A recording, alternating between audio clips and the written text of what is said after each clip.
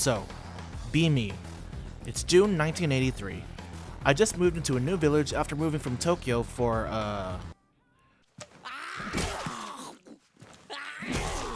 reasons. I meet some new friends along the way, and they introduce me around town.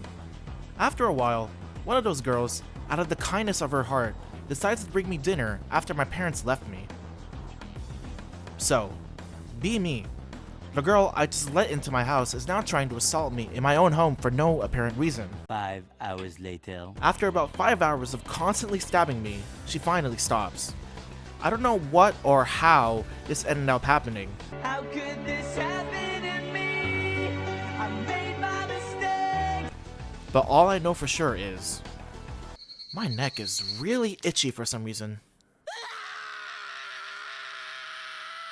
I remember the first time I heard of Higurashi no Naku Koro ni.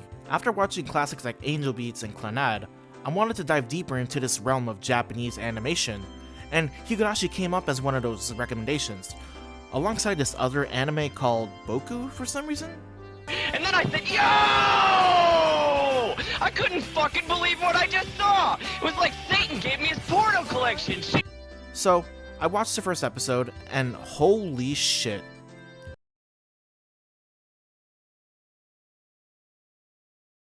I was lied to. I was deceived. I have been duped. I was told that this was a very wholesome anime. An anime about the importance of friendship and family and loving oneself. Instead, I got this. I was appalled, shocked, and confused. So I ended up watching every season that existed up until that point.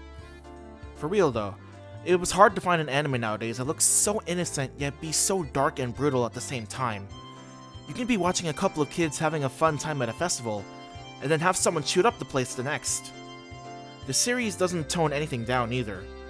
When someone is getting stabbed, they make sure you see it. No bullshit, no nothing. Who knew that an innocent looking teen like this could massacre an entire village so easily it puts early European settlers to shame? Higurashi, without a doubt, had some of the most memorable scenes in my history of watching anime. I mean, for God's sake, everything you can imagine is here. Nail ripping, home invasion, imprisonment,